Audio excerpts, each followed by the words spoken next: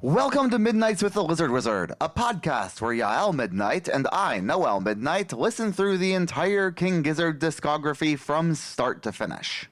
This week, we're listening to King Gizzard's 17th studio album, their third exploration in microtonal tuning, LW. Theme music recorded by Beautiful Trainwreck.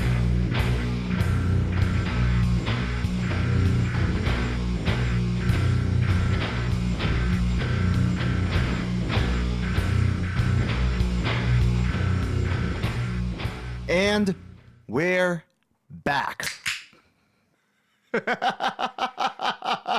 Yael, how are you doing today? We're here to talk about LW, the second of two albums named after King Gizzard and the Lizard Wizard. Obviously, the LW stands for... You don't have a joke here. I should have pre-written a joke. You really should have. I should have pre-written a joke. Well, are you trying to lousy say... wankers. You should have pre-written a better joke. Are you trying to say that having two self-titled albums is too indulgent for this band? Well, the thing is, it's not two self-titled albums. It's one self-titled double album. Let's be completely fucking honest. Two self-titled half albums? Is it fair to call half of a double album a half album? If they're not released together. Okay, how are you going to categorize the Streetlight Manifesto record? As a can of worms. As a giant fucking flaming can of worms that says, do not discuss. No good can come from this. Oh, just you wait.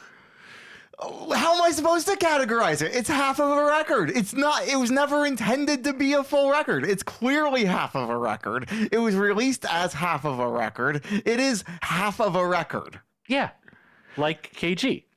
No, because KG is a full record. Okay, so then you're saying they are two different records and not just a double album. They're both. They live in a superposition. No, that's Gumboot Soup. Fuck. All right, so LW, thumbs up, thumbs down? I don't fucking know. Thumbs middle again. Okay, why? Because it's not their best work. Okay, so? I don't know. All right, but you did tell me, like, the day after we recorded KG, that you came around on KG, and that at the time of recording, you were thumbs middle, and now you're thumbs up. So I'm putting you on the spot. You've reevaluated KG. What do you want to tell the audience? I think KG's a fine record. I think it's good. The problem with KG and LW, both of them for me, is that, like, in my head, they're a very dark color. And because they're a very dark color, they feel wrong for the summer. And it is currently the summer. And I want music that feels like the summer right now, and that's not it. That makes absolutely zero sense to me. That's okay. It makes dollars to me. So, and first of all, KG is a very summer record. It's summer 2020, don't get me wrong. But it's a very summer record. Maybe that's the thing that's really bothering me. It's all fucking poisoned with COVID. Only one song on LW is COVID poisoned. There are at least 4 songs on LW that are COVID poisoned. There's only one on LW. There's like 4 on KG. LW is littered with COVID poisoning. There's Plura. There's nothing else. There's Supreme Ascendancy. Is not about COVID. It has COVID in it. Static Electricity definitely has COVID in it. That one's another fucking automation like. That one's a Hanta Yumi-esque. That has nothing to do with COVID. I have no idea what you're getting from Supreme Ascendancy, which is about religion. Sure. I don't know. Plura's about COVID. Half of KG was about COVID. Okay, but I was enjoying the fact that LW was a break from COVID for the most part. See Me is about COVID. Maybe. Yeah. See Me is both about COVID and about environmentalism, and really just feels like anxiety word vomiting. See Me, but we'll get there. See Me definitely doesn't strike me as overwhelmingly about COVID, but See Me also doesn't strike me as overwhelmingly about anything. So true. Worst song on the album. Second worst song on the album. Oh, behind East West Link. No, Oh. East West Link is good. Oh, okay. So LW is the second of their microtonal like double album thing, and it's fine. So you're it's saying dark, it's their third microtonal record? It's their third microtonal record, and I definitely feel like they've cracked the code at this point. Like, it definitely all feels natural. It doesn't feel like Baby's first microtones anymore, even remotely. No, they've really expanded what they can do with it. They feel more comfortable with the material. They're playing in different scales. Yeah, there's a lot more going on. We talked a lot about that with KG, and we get more of that here on LW, a lot more of it here on LW, including some that I really, really enjoyed. There's See Me, Ataraxia, and If Not Now Then When all use a scale that we haven't seen from them before that I really like. Yeah. A sub-minor Phrygian scale, which I like because it's really similar to the scale that I always go to when I'm noodling around on the bass, Sure. which is the Phrygian dominant. Because I would. It's a scale that's used both a lot in metal, which but also very importantly for me, like in a lot of the music I grew up with, because of it's really commonly used in Jewish music, both religious and non-religious Jewish music. And so having that scale just feels comfortable for me. And then, they just took that and made it a little bit more microtonal. So it works for me. Yeah. And that's probably one of the reasons why See Me is only my second least favorite song on the album. But we'll get there. But I would say that 7 out of the 9 songs on this album are pretty fucking good. Okay.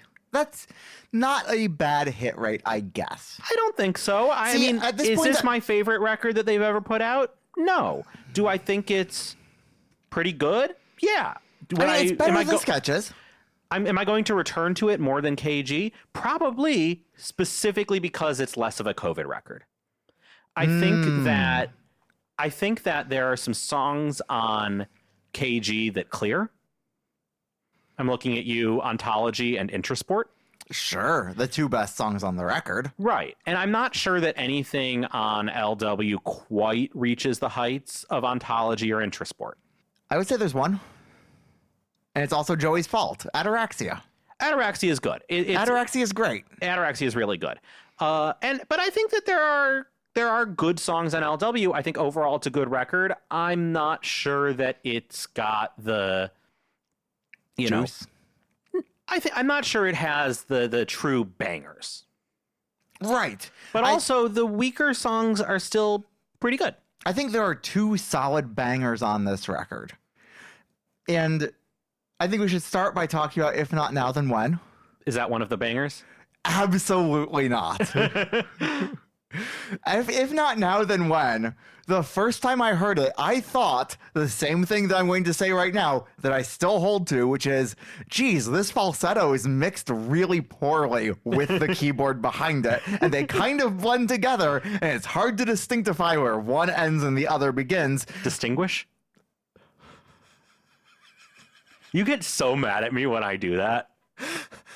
I don't have time for your dictionary words. Yet you're the one that created Yael's vocabulary corner. I do have time for your dictionary words. You have time for whatever I want you to have time for. It's so true. But no, let's talk about how it opens, which it opens with this big guitar and drum vamping coming straight off the heels of Wind. I was going to say The Hungry Wolf of Fate. No, but it opens with the wind and noise and drums. It's doing the thing where it's segueing off of The Hungry Wolf of Fate. Yeah, but it's not opening with the guitars yet. No, you're right. It opens with the wind. It opens with the reference to what's come before. Right. Both KG and Flying Microtonal Banana. Yeah. And then it goes into this weird long vamp thing, which is really fun and really cool and doesn't really make a lot of sense as the first thing you hear on the record, but I'm kind of here for it anyway. I mean, yeah, I do think it works better if you listen to LW straight on from KG. But then they open Sydney the same way. The Live in Sydney 21 show? Yeah. Yeah. And I guess it kind of works there. Like, it's really funny there to see them just open a show with these big, like, vamp, big, like, oh yeah, I'm dancing, I'm getting into it, I'm swinging my guitar back and forth, I'm Stu McKenzie, I'm doing weird moves on stage with my guitar, just to open the show before a single... I didn't think that was remotely as weird as you thought it was. I thought it was so fucking weird. I don't think that's weird in the slightest. It is. It's not. I promise you it is. I mean, they're playing the song. They're starting the song. They're playing around in the key. They're beginning. I don't know. I feel like that's normal. Well, after they begin, what do we get next? Well, we get some guitar melody that I really like. Again, it reminds me of some of the melodies that I kind of grew up with, not because they're directly quoting something. It's just in that sort of familiar space to me. Yeah. And then we get some like squeaky electronics sort of music. Yeah, there's over drums and that very, very high vocal. And I will agree with you that the falsetto is not mixed particularly well here. Right. But there's I that absolutely funky, agree with like, the funk clavinet, which is really fun. Yeah. I'm into that. Yeah, the clavinet gets used to good effect here. Apparently, it's not a real clavinet. No, because Stu can't be bothered with actual expensive instruments. He can't be trusted with them, apparently. Yes, and We both listened to the Tape Notes podcast where Stu went on and talked for an hour and a half about how he made KG and LW. And it was a really good listen. I recommend going and finding it because it's really fun to hear Stu talk about how fucked up and like irresponsible their processes are and how like he doesn't really seem to care at all. The fact that he's playing all of these songs on $100 acoustic guitar with terrible action. Yeah, and it's really, really interesting to see how much of what he's done on this record was just like, he's got an acoustic guitar with all the microtonal frets, and it doesn't sound like it's an acoustic record. But it's definitely an acoustic record. Right, it's just processed to hell and back. Right, like that opening vamp, and If Not Now Then When, is apparently just an acoustic guitar playing that, not an electric, and then they just like processed the shit out of it. Would you have ever guessed that if you hadn't heard the podcast? No, I never would have guessed that. Why would I have guessed that? Right. There's no reason to guess that. Right. So now, you, dear listener, are listening to podcasters talking on their podcast about another podcast. But I think there's an important takeaway. And what's that takeaway? If you can't trust an electric guitar to be an electric guitar, can you trust anything? Well, most of our flutes aren't flutes either. That's damn right. Because they're doing the Mellotron thing, and they're sampling a flute mellotron, and then they're repitching the samples and then replaying that. Because they're monsters. Because they're monsters, and also because that's kind of the way that makes sense to play a flute microtonally. So I think what would have fixed it is if they'd taken that keyboard part that's doubling the vocal and just shifted it down an octave. I think that would have fixed it. It would have added more clarity to the vocal. We would have understood what was going on, especially since it's just a single vocal track. It's not doubled or anything. It's just that plain bare bones falsetto that's barely processed. And you could still get the really high up Stu falsetto. If not now, then when? Something like that, yeah. Yeah. That was beautiful. Thank you. You're really on top of your game today, and I can tell. I feel very insulted. None of that sounded sincere. Don't worry, I'll run that through pitch correction.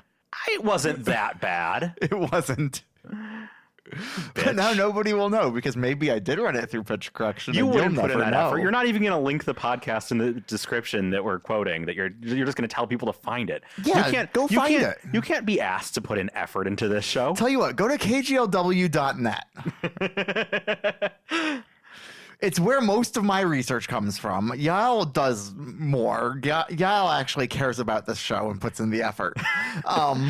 You do all the edit, so I feel like I have to do something. Right, exactly. It's a good partnership. It really shows our dynamic. I'm here to be... Put to use. That's not how I would have phrased it. I like it. I think it works. I mean, sure, yeah, no, it works. I am here to be put to use, but not... Can we talk about the lyrics? Yeah, let's talk about the lyrics. Because I know the song was written in the context of the 2019-2020 Australian bushfire season, which burned just like a shit ton of acres. I know this because I read KGLW.net. So verse 1 seems to be environmentalism. Yeah. Verse 2 introduces concerns about big pharma, data being tracked, and clever computers and poisonous food. Yeah, it turns out that the environmentalism stuff isn't the only thing that Giz is concerned about, that there are other dangers facing our world. And then there's verse 3, which is all the environmental shit, but bleaker. I found it a little odd that they used the ozone hole, the hole in the ozone layer, as an example of an environmental issue that we need to act quickly to solve. Well, apparently that was directly because of the whole Australian bushfire thing, Sure. the Black Summer. Sure, but like, we did it. We did? We won it. We did? Yeah, the hole in the ozone Great layer. news! I'm learning this right now. Yeah. We did it. We won the ozone layer. We did, yeah. No, like the hole is still We should there. restart the episode and open with that. We did it in 1983. Before I was even born. Look at that. So yeah, That's progress The right Montreal Protocol was signed in 1983. It phased out and eventually banned CFCs. It's why you can't buy products with CFCs anymore. Oh, like, is that what used to be in Hairspray? Yeah. Okay. And it fucking worked. And I mean, it takes a while for the hole to fix itself, but it's been slowly fixing itself since about the turn of the century, the turn of the millennium. And it's expected to return to pre 1980 levels, depending on where in the world, somewhere between 2040 and 2060. It's been steadily decreasing in size, for 20 something years, with the exception of in 2023, there was a major volcanic eruption in the South Pacific in Tonga. And that actually made the hole bigger than it's ever been. But that was a temporary thing. We've corrected since then. Yeah. So Okay. like What? the hole in the ozone layer is the only example I can think of a major environmental problem that we actually have fixed. Everything else we've tried and failed to actually gain traction on. But the ozone layer thing, like, we're good. We're good. We're good. Hallelujah. You learn something new every day on this podcast. Weird choice to use that as like the big pressing issue that we need to rally together. Like, use that as an example of how we can copy this example for everything else. Okay. But like, that's not how they use it. Okay. Interesting. That's all great context. That's really cool to know. It has nothing to do with the music, I know. It has nothing to do with the music, but it's good context for that one line of the song.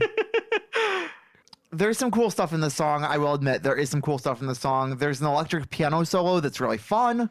There are some really good solos on this album, I would say, altogether, especially some really good like Joey guitar solos, just like classic rock music guitar solos. They don't go on over long. They're not CRMGSs. They're not overly flashy. They're just good solos. Yeah. Throughout the record. Big fan. Yeah. Not a thing that they normally do a ton of. There's a moment in If Not Now Then When where I thought I heard a harpsichord in the background, but there's no harpsichord credited. So I'm assuming that it must be the sitar? Yeah, there's a lot of sitar on this album, which I love. I'm glad that they brought back the sitar again. Yeah. And so like it does set a good pace for the record, this song. It establishes the record really nicely. It lets you know what you're in for. I was worried when One Night Everywhere started Sure. that we were going to get an entire album of falsetto stew. Sure. But thankfully, it doesn't last throughout even the entire song of One Night Everywhere. I was so worried when One Night Everywhere started and it starts with that falsetto. That first time I was listening, I kind of just put my head in my hands and I went, no. Okay, so that's what started you off on the path to Thumb's Medium. I started on the wrong foot with this record. It's just the mixing of the falsetto, and you felt fucked. I felt fucked. Okay, I do want to still talk about the title of if not now, then when. Sure, yeah, because it's a quote, right? It is. If not now, then when. It seems like a phrase that I've heard a lot over the years, but you're claiming it might have an origin. It definitely has an origin, yes. So the phrase "if not now, then when" is a translation of the third sentence of a 3-sentence quote. Okay. If I am not for myself, who will be for me? If I am only for myself, what am I? And if not now, when? This is a quote from Rabbi Hillel, rabbi of the, when was Rabbi Hillel? Of the, of like the last century BCE, first century CE. So he was around the time of Jesus, but Jewish rabbi from the late Second Temple period. He was quoted in Pirkei Avot, which is a section of Jewish oral Torah, of Jewish scripture. Yeah, Rabbi Hillel, if I am not for myself, who will be for me? If I'm only for myself, what am I? And if not now, when? Now, the rabbis, since this time, over the last 2,000 years, have tried to find ways to make that about God.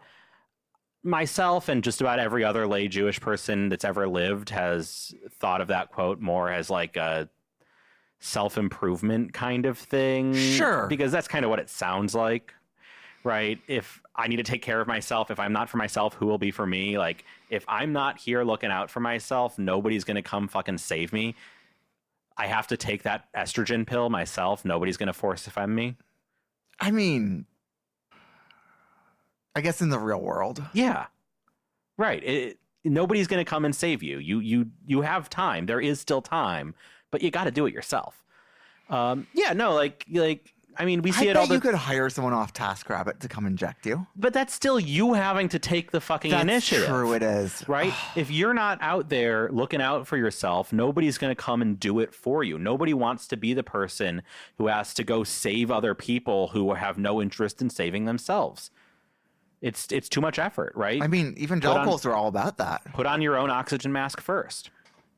If I am not for others, what am I? Or if I'm only for myself, what am I? Right? You still also have to care about everybody else. You can't just be a selfish person, inwardly focused. You have to start there because, like, you have to be enough of a person to fucking exist. Right. You have to save yourself first, but then you have to use the fact that you've saved yourself to go out there and help others.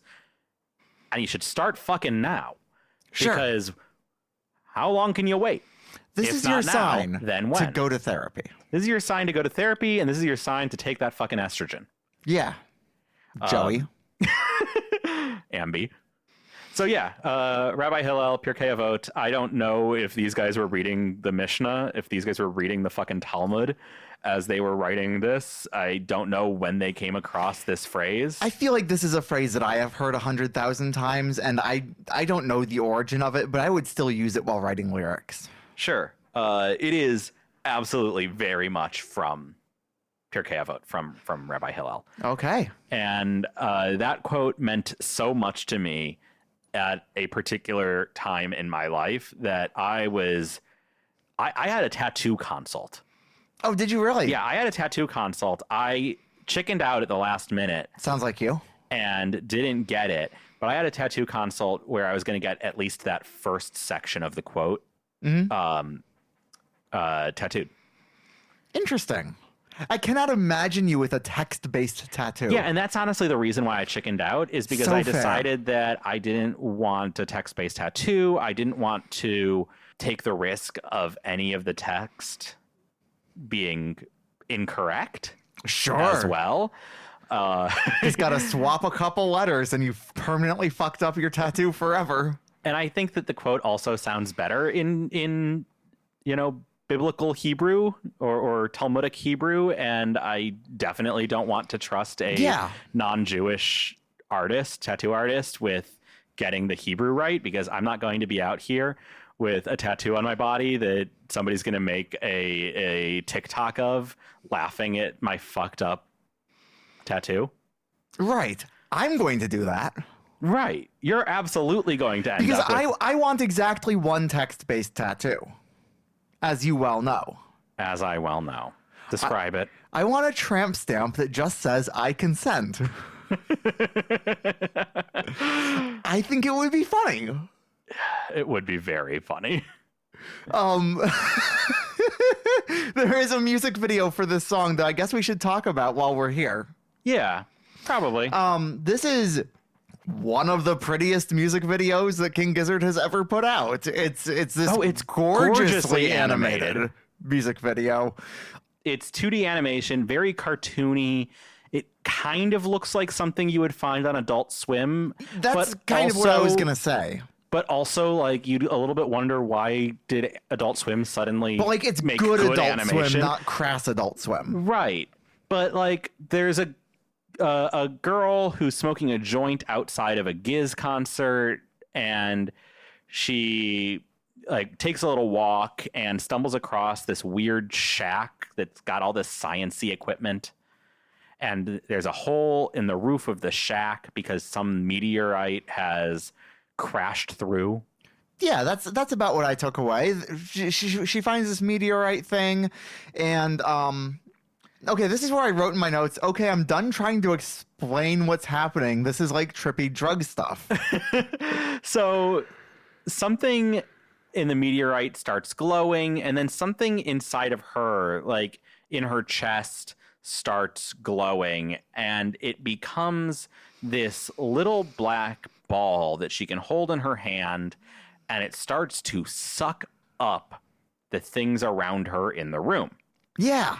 And she leaves the shack and goes around town and is enjoying the power that she has to suck up various things. She tries to suck up like parts of a truck Sure. into her hand, like the fender flies off the truck and into the weird glowing black orb on her hand. And see, that's actually really like relevant right now, because that's basically just saying Fender, the company, deserves to be absorbed into something else because they are no longer a good company.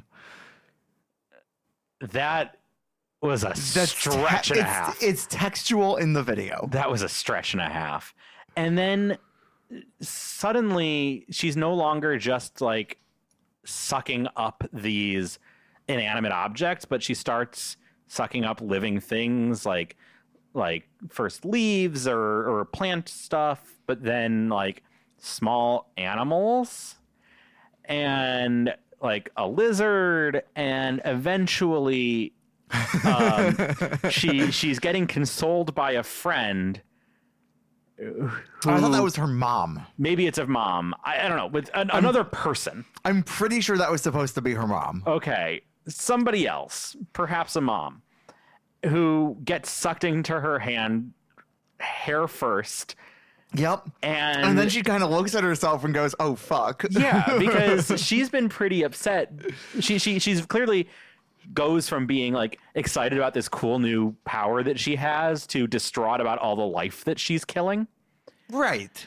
And then she ends up slowly destroying everything else in the world. We zoom out from Melbourne, Australia to the entire Earth all being sucked up into her hand, and then like the rest of the universe, and she's just sort of floating there in nothingness. I see. It's a metaphor. Yes. She's floating out there in nothingness, just her with her orb. And the orb is huge, and she's sort of like, she's sort of on top of it. And then she herself is sucked into the ball, which suddenly becomes the eye of a lizard. I just don't know what it's a metaphor for. To the destruction of the universe and the environment and how we're killing everything. I feel like it was pretty clear. When you say it like that.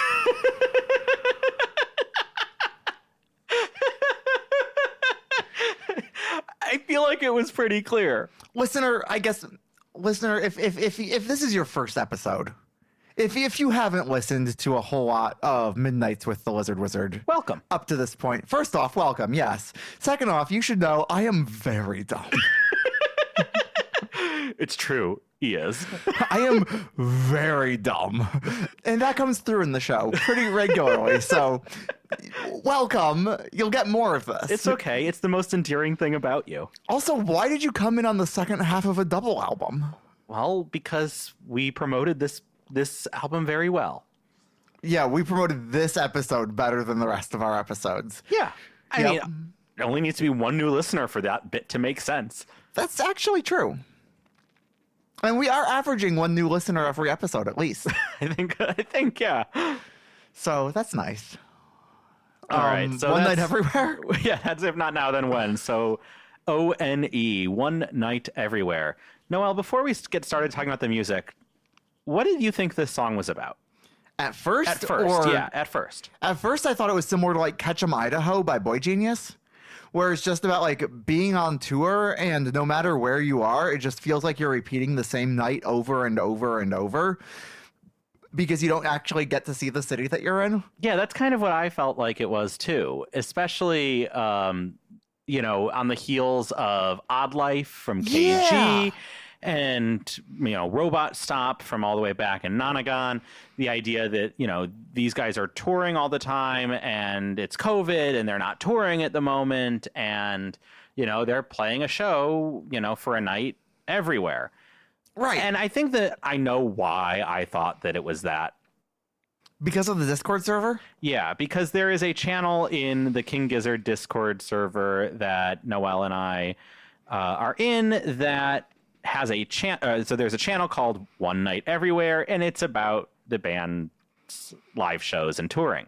Right. So I just assumed that just the song assumed. would be about the feeling of touring. And then when you get the lyrics, One Night Everywhere, One Night Everywhere, you find yourself going, yeah, no, I get that that makes feeling. sense. That makes sense. I feel And bad it took for me you. a while before I realized that has absolutely nothing to do with the actual meaning of the song. Now, when you say it took you a while, how long are we talking? I mean, I read about what it is actually about within the first couple of days, but I was still having to catch myself from thinking that way about the song, and I still do. I didn't read the lyrics until yesterday. And so up until yesterday, I had a section in my notes about the feeling of being everywhere but being nowhere. And I really thought I was going to get to talk about that on this show. But no, fuck that. None of that's relevant. Let's move on or we'll be here for 2.5 hours again. Yeah, this is why we should do our research earlier in the week. We could, but that doesn't really work well with the whole ADHD procrastination thing I got going on. No, it doesn't. And also, we are recording this right after Pride weekend. Oh my God, yeah, Pride weekend. Listen, I love Pride. I think that, like, if you're queer, get out to Pride events, go do the whole thing, enjoy your friends, enjoy the community, enjoy, if you can, good weather. Right. Like, it makes sense. I understand the cynics' argument against Pride, but also, like, give yourself an opportunity to have fun because life is way too miserable if you don't. I promise you, even the corporate Pride events are about more than just Starbucks. There is something redeemable. Yeah, they're also about Raytheon. That's true. God, I really want the Raytheon socks. I really want the Raytheon Pride socks. I think those are just the funniest thing that's Don't ever give been money to made. Raytheon. I'm not going to give money to Raytheon. I'm going to give money to somebody who gave money to Raytheon. I don't think that's better. Fuck. Yeah, One Night Everywhere, it took me a while to understand what it's about. What is it about? Okay. Yeah, It's about sitar. Actually, I had in my notes from the very first listen, One Night Everywhere turned into nowhere. Sounds like it's about touring, stopping, but the other lyrics sound more environmental. Turns out, no, none of that. Fucking none of that shit. It's about the fact that every morning you wake up, you look at your phone, and there's bad news somewhere. Yep. And you know what? Oof.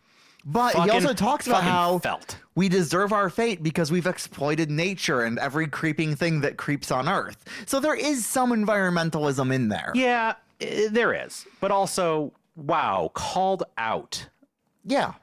I don't check your phone first thing in the morning. Don't be like me. Yeah, don't check your phone first thing in the morning, because what are you going to do? You're just going to find texts from your wonderful girlfriend telling you how much she loves you. And that's not how you want to start your day. I still am not sure I really understand the meaning of the title lyric of One Night Everywhere in the context of the rest of the song. It doesn't make any goddamn sense. I can't figure it out. I went to Genius to see if maybe somebody there had it figured out. I went to kglw.net to see if anybody there had figured it out. And nobody has a comment on why One Night Everywhere is the lyric in this song about how there's always bad news when you know, every single day. And like, I can kind of make it stretch, but no, it doesn't quite make sense to me. Quite a few songs on this album that have lyrics where I'm just going, I don't understand what you're doing here. But most of them aren't the title of the track. True.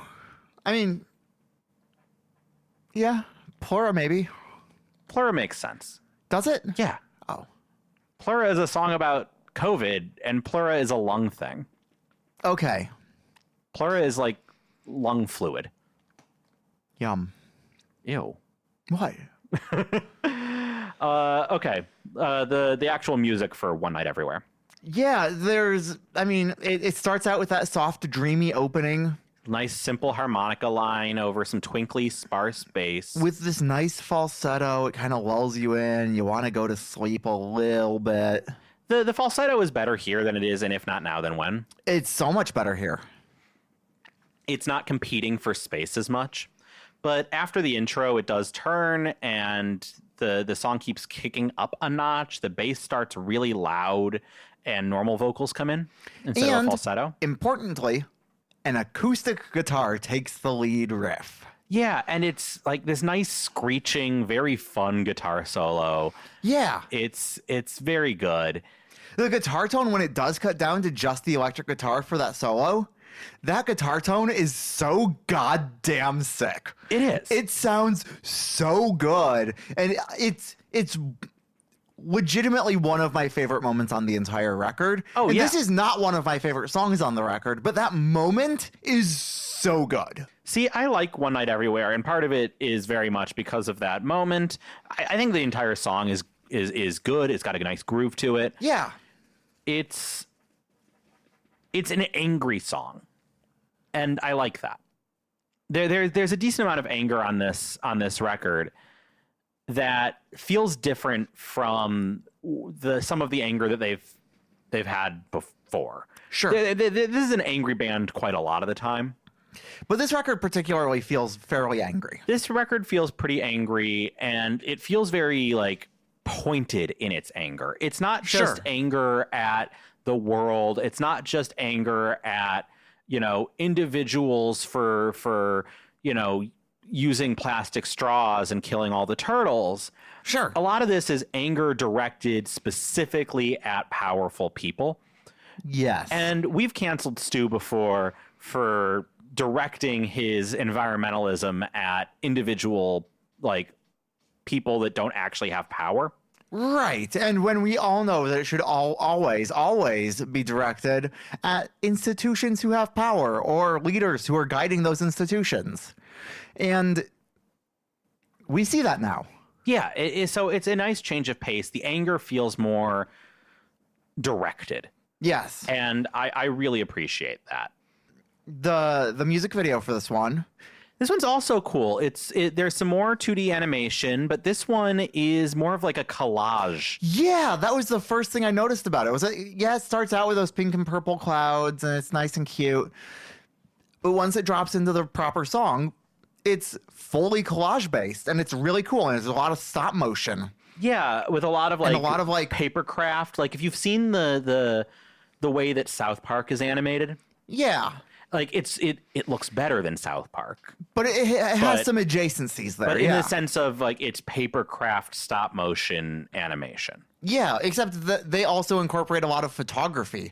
So you do get performances of the individual characters who were shot and then and they're converted to photo and they're in these stop motion photo frames. Yeah, and I think there's rotoscoping in here too. Yeah, it's nice and layered. It feels very dense. Yeah. There's a lot of camera panning across different scenes. Yes.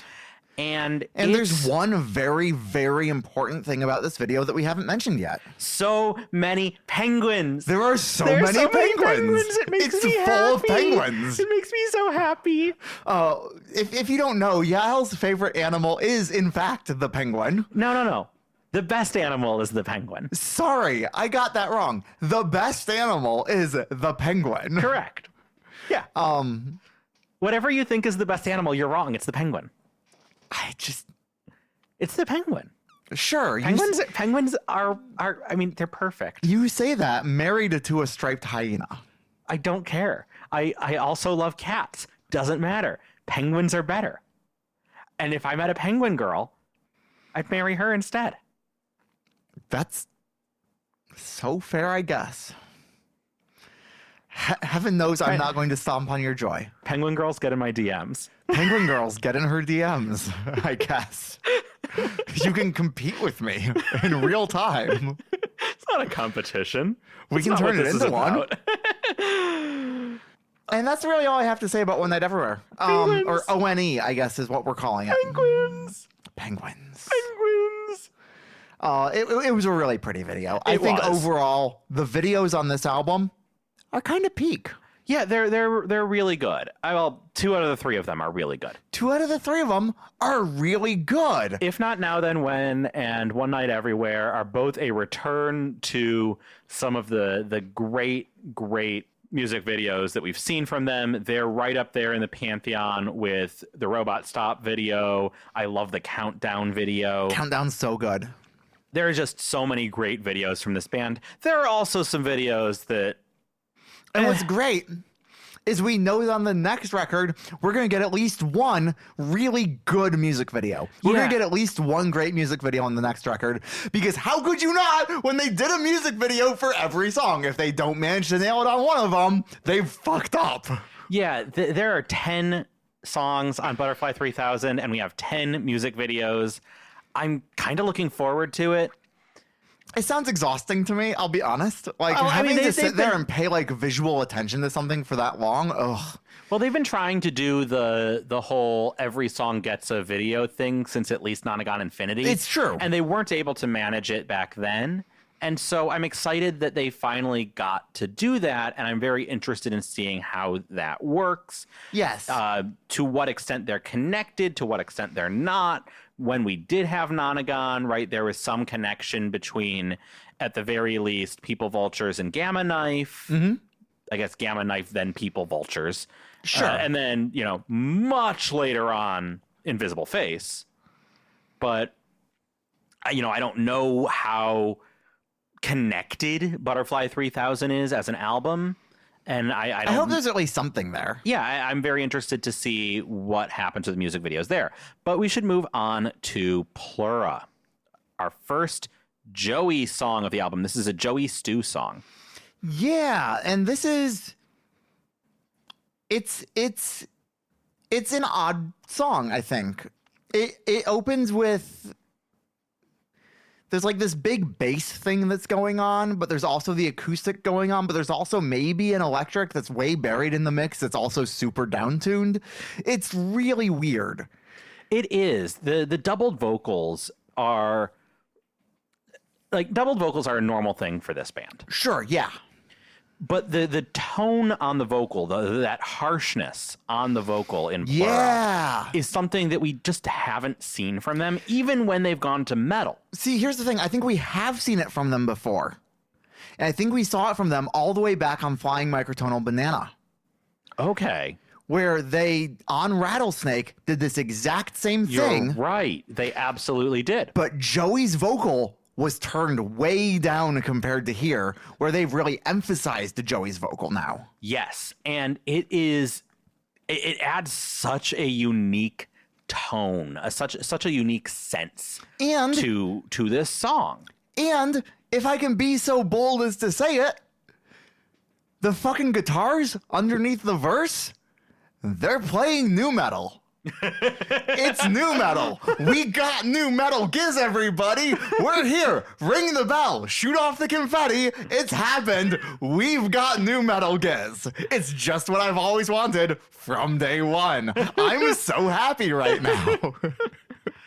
Except that, like, there's also a cappella harmony in this song, and like there's then it cuts out for a riotous guitar line and then a lone vocal line with just backed with screams that's dripping in reverb. Like, there's so much going on. This song alone has a couple of different sections to it. Right when you think you've got it pegged, it goes from this heavy shit straight into something that's soft as fuck. Right. And it keeps just like stopping and restarting as something new. It's cool. It works better than I would think it does.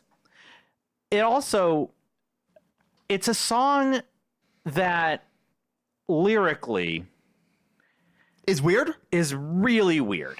It's weird. It's really weird because I never it quite makes you think figured at out first that it's like this high concept fantasy. Yeah, I never quite figured out who exactly the necromancer is supposed to be, but I'm glad that he's there. I don't think you should be. Fuck. See, here's the thing. Every time I find something that brings me joy, Yael is here to point me in the other direction Like, and tell me why it's I'm good wrong. he's part of the song, don't get me wrong, but like this song is about COVID, about like specifically Donald Trump mismanaging COVID. Yeah, I got that from Orange Baby Always Squealing. Yeah, and the first time you hear that, you go, okay, that's a weird line in this otherwise very like high concept fantasy song. My first And thought... then you think, oh, that's probably Trump. Why does Trump have to do with any of the...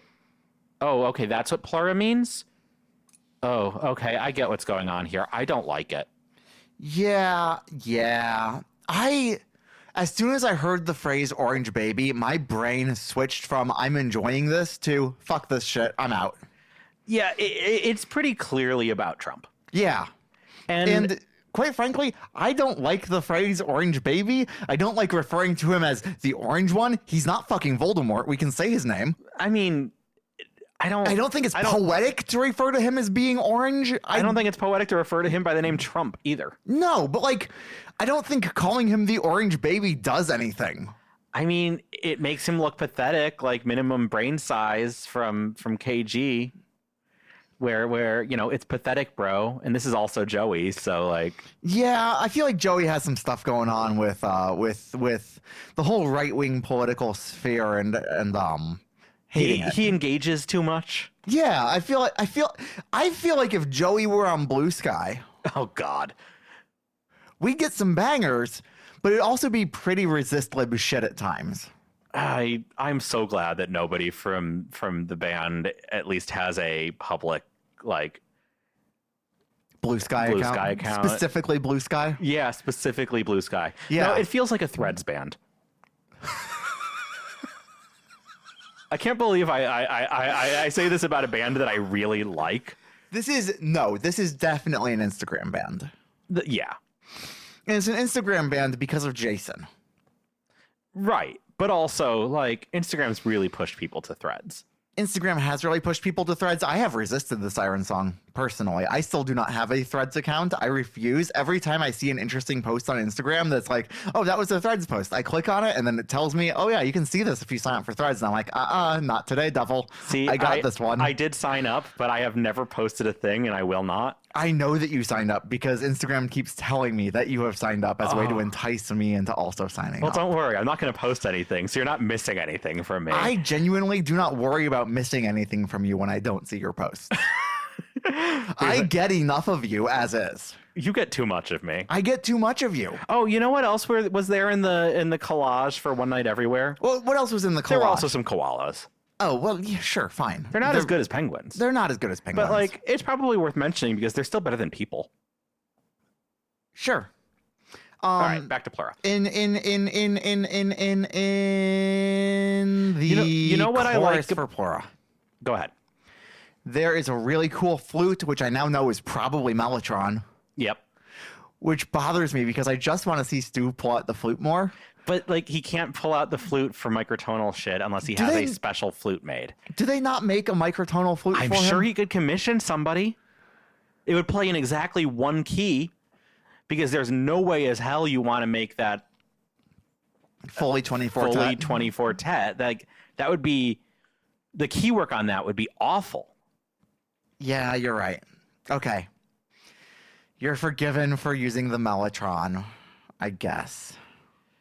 But I just really like the flute. Yeah, no, it's really good. I love them using the flute. Stu talks on that Tape Notes podcast about why he loves the flute so much. Yeah. And one of the things he said is because it doesn't fit their sound. And I'm like, I don't know about that, Stu. The flute is such an important part of your sound at this point. Back to Butterfly. I know it's a major key record. I know it's like a brighter record.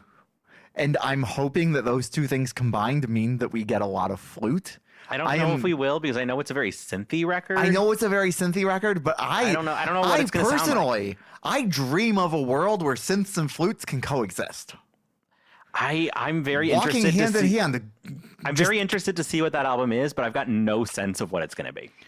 I have built it up in my head to be this great big thing. And I'm going to be so disappointed when it's not that, but I have no justification for what's in my head. I don't understand why suddenly Butterfly 3000 is the thing that is the most anticipated. I've been waiting for this one for ages. No, you haven't. Because before KG, the thing that you were most excited for from this band was KG. Yeah. And then it was only after you were kind of met on KG that you were like, okay, I need a new thing to be disappointed by. I have to pin my hopes somewhere. No, you don't. You already like this band. I'm pinning everything I have on Petro.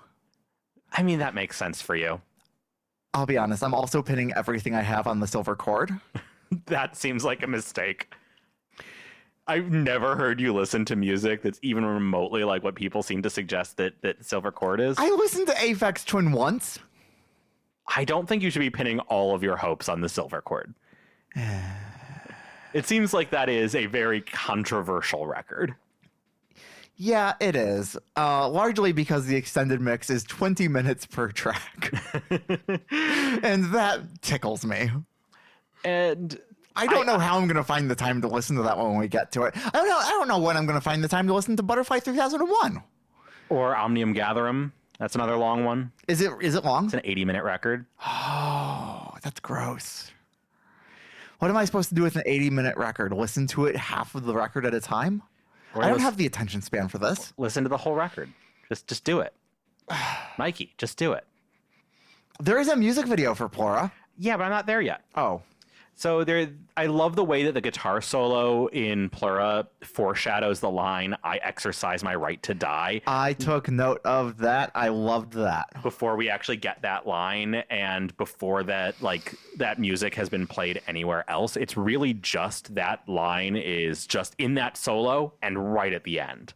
Right. And so it's really punchy. It feels like a big moment at the end, and then when you hear the song a second time or a third time and you start to notice that, it adds that punch in the middle of the song that really helps keep the multi-section song that Plura is together. Yeah. I'm a big fan of teasing the big moment in your song by quoting it earlier on. Big fan of that in general. I think I've seen that a lot in deathcore bands and metalcore bands where they're building up to the big mosh call right before the breakdown. And sometimes you will see bands that are clever enough to have teased what that might look like earlier in the song. And that's always so satisfying to me because it rewards active listening. Yeah, and that's what they're doing in Plura, and it works really well. And you know what? Let me go ahead and do Yael's Vocabulary Corner on Plura, even though I wasn't asked. Your pleura is a thin membrane that lines your chest wall and lungs. It cushions your lungs and makes breathing easier. Infections and chest injuries can damage your pleura and affect your ability to breathe. So, presumably, your pleura was something that might get damaged from COVID. Sure. So I said earlier it was a liquid. It's not a liquid. It's a membrane. It's a membrane. Did you get the vibe at all that this song might be talking about breaking quarantine because you're frustrated with isolation? I didn't. You didn't? Well, I mean, yes, but in the sense that I think that most of what the song is about is people like Trump encouraging people to do things that are going to get them sick. I mean, I guess that's And kind of what I'm saying. Then yeah, I mean, yeah, it's not. Did I get a sense of that? That's absolutely what the song is. Okay, well then, yeah. It's the way that they're criticizing Trump is not just like, oh yeah, Trump's a bad guy. It's no, Trump is telling people to take horse dewormer instead of wearing a goddamn mask, Right. and getting their vaccines.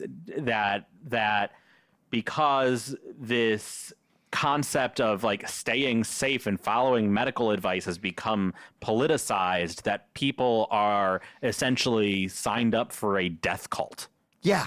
That is my sense of what it's about. And that's sing, where that final line comes in, the I exercise my right to die. right. It's the spring break in Florida because, you know, God forbid we don't have spring break. Right.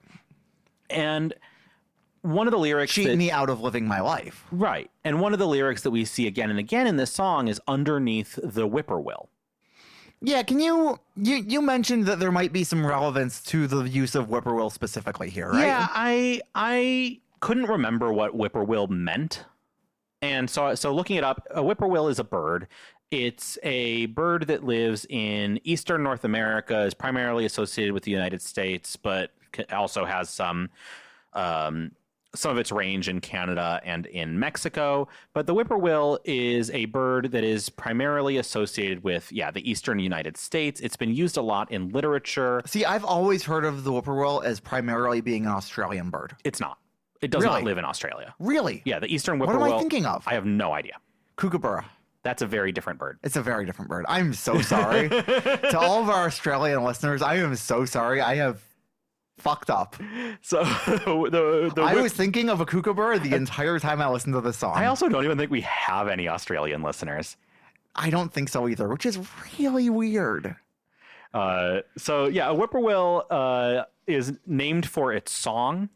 And one of the things it's known for is just having a nice song. But it has also been used in literature as a metaphor for like American style freedom because it's such an American bird. Oh. And it has also been used in some other literature, not necessarily the same literature, as portending an impending death. Interesting. Okay, And so so that does make the whippoorwill more relevant to this And song. so I don't know if those are the reasons why Joey and Stu use the whippoorwill in this song, but both of those meanings are suggested from a Wikipedia list of uses that the whippoorwill has been given in literature. And so you can absolutely sort of see the idea that, okay, the American idea of freedom and doing whatever you want all the time and is leading everybody to death. Yeah. So whippoorwill. It's also just, a bird with a nice song. I'm not entirely convinced that that's exactly like what's going on there, but that's my best explanation. Okay. No, that's good. That's good. That's context that I certainly did not have. Right, because of the kookaburra. Right. Yeah, so the freedom proposed by the American right is the one of dying to COVID. I exercise my right to die. I love freedom so much. Well, please use it to live. There is a music video, sort of. Yeah, it's a performance video. There are 6 screens. Everything is very blue. Yep. Each of them is just a close-up shot of a member of the band playing the song. And they're all static shots except for Joey. And Joey's shot just sort of slowly pans up and down between the guitar and his face. Yeah. And then back down to his guitar and back up to his face. And yeah, but everything else is extremely static. Yeah, I was curious as to why they did that. And then I remembered that it is in fact a Joey song. It so is, in fact, it does a make Joey sense song. that if you're going to highlight anyone, you would highlight him. So I think yeah. it's fun. You can see Lukey count out the rests in between when he plays. Oh, can you really? Yeah, you can see him going 1, 2, 3, 1, 2. Yeah, That's great. I love that. I love seeing somebody like as they are playing the stuff that they aren't playing, and they're just like trying to keep on track so that they can come in at the right moment. right. And I don't know exactly when they recorded this music video, but it's notable that Lukey actually only plays on the studio album for If Not Now Then When. He plays bass on If Not Now Then When. It's a very minimal bass part as well on that particular track. Yeah. And so he's barely on this album, and obviously he plays all this stuff live. He also plays it all live for the music video, Right. which I think is interesting. The music video is not the studio version. It is a whole new recording Correct. that was recorded, mixed, mastered, filmed, etc., all in one day. Right. Which also kind of may add to some of the reason why he's counting out the rests. Yeah, because he's like Because flying by the seat of his pants, have probably. he may very well have learned the song that day, I could see that, yeah. or at least within the last couple at time of recording. And realizing that Lukey is only playing on If Not Now Then When, I went back to the last couple of records to see when has he been playing, because I also accidentally saw when looking ahead to Butterfly 3000, he doesn't play on Butterfly 3000. Oh, no. And he plays kind of barely on KG. He plays kind of barely on Rat's Nest. He plays kind of barely on Fishing for Fishies. Actually, he might not even play at all on Rat's Nest. But the last time he played on like any appreciable amount of the album for a studio recording was Gumboot Soup. That's wild. So, I mean, we've known from earlier recordings, from earlier albums, that the band has very much a come as you go, or come as you will, come as you wish. Yeah, and aspect Stu to mentions that studio in recordings. the podcast too. Yeah. In the Tape Notes podcast, Stu mentions that there is very much a culture of, oh yeah, you come in and you do what you want to do, and then you pop out and you don't do the stuff you don't want to do. And it's very much like an open collaboration like that, where you don't have to be part of everything, Right. but you can be. Right. They are a touring band that is kind of separate from their studio band. Right. The studio band is much more freeform. Which is wild, because every time I've ever been in the studio with any band, every single member is going, no, I have to get my part down, and it has to be me playing it, even if there's someone else in the room who can play it better than me and faster than me, and we could get out of the studio cheaper by not wasting all this time. I have to be the one that plays it. That is not something I've had us do for the stings at the start of this. I will let you take the bass part. But like if I know that back when I was in a lot of bands, that was Yeah. really the mentality of everyone I worked with. Was everyone was so protective of their stuff that they didn't want anybody else having even a hint of playing it. Because no, I want to look at the record and say, yeah, that's me. And I mean, I think it also makes sense because a lot of these songs are just very considered, and I mean, also a lot of it comes just from jams. So, I mean, there's just so many different ways that they make music. But they also have so much where Stu in particular, but sometimes Stu and Joey, sometimes Stu, Joey, and Ambi are playing 15 different fucking instruments on a song. Right. That, like, sure, it's going to be easier for them, for Joey to pick up a bass and just pluck out a bass line. Because you're already in the vibe. You're You're already- already in the groove. Right, Like, you've already done 17 different tracks for this one song, right. compared to dragging Lucas to do something that he doesn't want to do. Yeah, because what are you gonna do? Get out of the flow and go, hey, buddy. I just wanted to let you know I'm recording Ready a for- song. ready for the bass think, part. I think we're ready for some bass, and I think you'd be good to play it. I so think you should come in. maybe it and- should sound like dum, dum, dum, I really have an exact vision in my head of what I want it to be, and I'm going to need you to capture that exact vision. So I need you to play it exactly right. Here, I demoed it for you. Here's a demo of it. Just play this exactly note for note with the exact same tone, if you could. That would be great. Yeah, exactly. Like it makes sense that they don't do it that way, but it's also nice to see that like they can do it that way and it's fine, and that it seems to be something that just works well for them instead of creating lots of tension. I will say, I like the video mix of Plura more than the studio mix. I like having them all in one room and playing it together. I don't know if they were all in one room or not, but like I like them playing it together and like being the full live band more than I like the studio version. All right. Well, so you hear that, Stu? You're canceled. You chose the wrong mix. That's fucking right. Lukey should play more. Justice for Lukey. Justice for Lukey. I'm putting that on t-shirts. We're selling that as merch. I'm going to find another fan base that has a Luke in it and see if I can do like a crossover with them to really broaden our appeal and move extra units. So what you're saying is you're not going to make merch with I consent on it. Why would I do that? Why would I do that? I mean, you just seem so excited about the idea. I just think it's a funny tattoo. I think it's a very funny tattoo. I know. I don't think it has much appeal necessarily. But I do think it's funny. All right. Supreme Ascendancy. This one's ambient stew. Yeah, we get lots of sitar. And we also get what I'm pretty sure is a keyboard patched to sound like a harp. Yeah, it's pretty cool. And it is so very clearly a keyboard because a harp would never play like that. So you don't like this song? I actually do like this song. Okay. I may have misheard you or misremembered from earlier. I thought this was one of the ones you didn't like. I really like this one. I think that this song has a really fun chorus. It does. And they get stuck in my head a lot. Yeah, no, I think this song, I don't actually have a ton to say about this song. Me neither. But I really like it. I wrote the lyric. I wrote the notes. Is this a Trump song?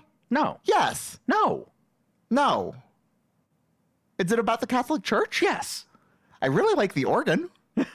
It's about religion, I think, very broadly, but it's also very specifically about the Catholic Church. But I think that it's not just about Catholicism. I think you could make the claim pretty easily that it's about all organized religion, especially given what we know about Stu and his feelings on the matter. Sure, yeah. But he's definitely using the imagery of the Catholic Church specifically. I really like this song. I think it's very effective. I think it's really... Yeah, no, I think it's effective. I think that they managed to write a chorus that sums up the song really beautifully. And then they just like pound it to death and they repeat it so many times. Yeah, that it doesn't matter what the verses say because you get it in the chorus. It's a pretty simple tune. Honestly, it works really well.